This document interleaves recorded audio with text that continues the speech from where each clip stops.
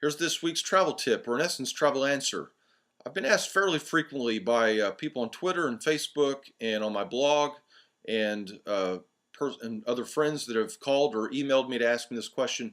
They want to understand how this industry works, and they don't understand necessarily how I get compensated.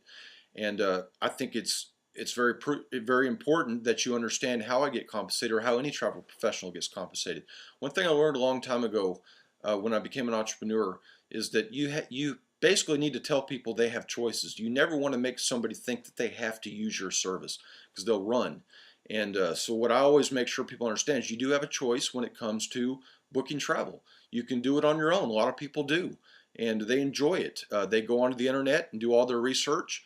When it comes to the destination they want to go to, they do all the research when it comes to the hotel they want to stay at, the way they're going to get there, the transportation, excursions, tours, etc. They do all that on their own, and they take the time and effort to do it. And a lot of people, like I said, really enjoy it. And you can do that. That is a very possible thing in this day and age.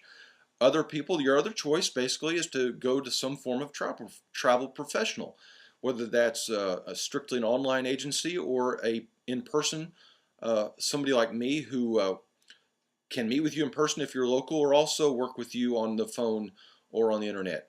And here's what I want to make sure you understand. When you use a travel portal, basically if you even do a lot of your stuff online, you are using a travel agency to a certain degree. Expedia, Orbis, Travelocity, all those main, Priceline even, those are travel portals on the internet that get compensated for what they do by somebody. They can't offer those services for free. So in essence, the resorts that they sell, hotels, car rentals, places like that, have agreed to give them fees as a travel intermediate or a travel agency to a certain degree to allow them to then turn around and offer those hotels and resorts and cruises and things to you. So don't ever think that they're doing that for free. They are a travel agency by default because they get compensated by somebody to then turn around and be a reseller of travel.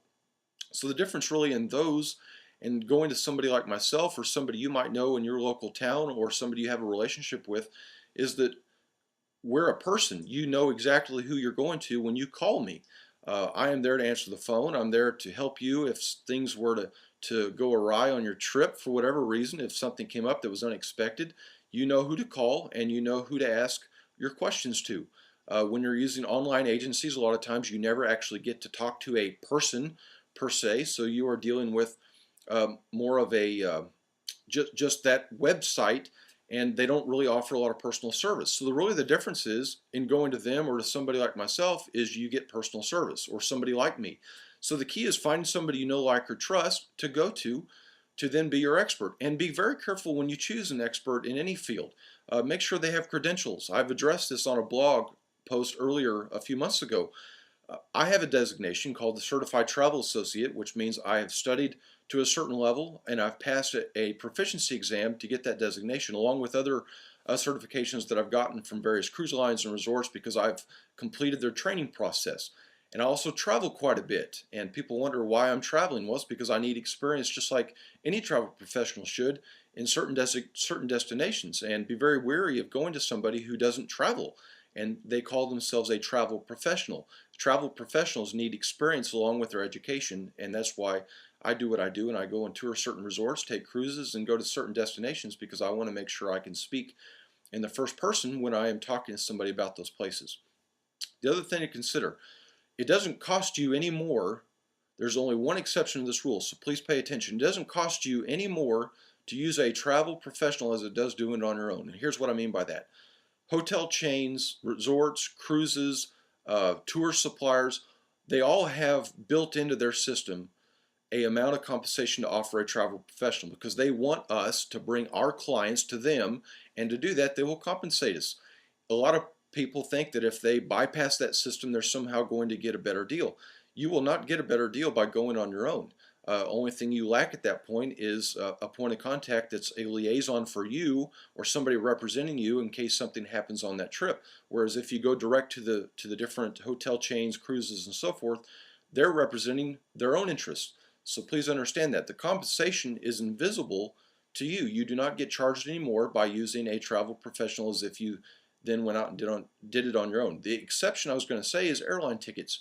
Airlines cut out compensation travel agents a long time ago, and a lot of that's due to they just, you can see their dire straits that they're in financially. So that was one of the ways of them cutting costs, is no longer offering commission to travel agents. So if I were to book just a airline ticket for you, I have to charge a service fee, and sometimes that ranges from $10 to $15 to $20, depending on the amount of time I have to put into it. So, which brings up one last point.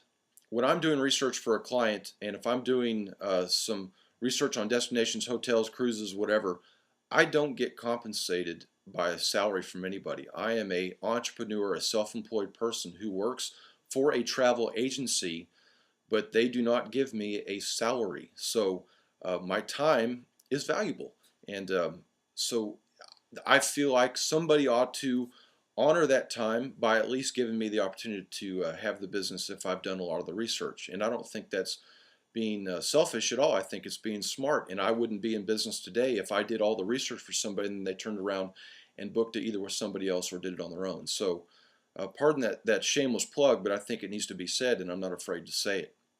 So hopefully this clears the air a little bit on how we get compensated. We don't get compensated until you book something, and then we get compensated from the suppliers that we use, hotels, cruises, and so forth. And like I said, that does not cost you a single penny more than if you were to go out and do it on your own. In fact, we have access to sites and to sometimes bulk rates that you may never see as an individual, and we can offer you some savings and at least give you options that you may have never ever thought of before that might save you money too. So there's a lot of benefits, and I'm not going to go into all those exactly on this. I wanted to address the question of how we get compensated and the difference between online agencies, travel portals, and using somebody like myself. And I hope that clarifies some. You can ask me any question you want. I'm very open and honest about what I do, and I don't hide anything from my clients. So if you want to ask me a personal question about how this all works, feel free to do so on my blog, on YouTube, send me an email, do whatever you want to do.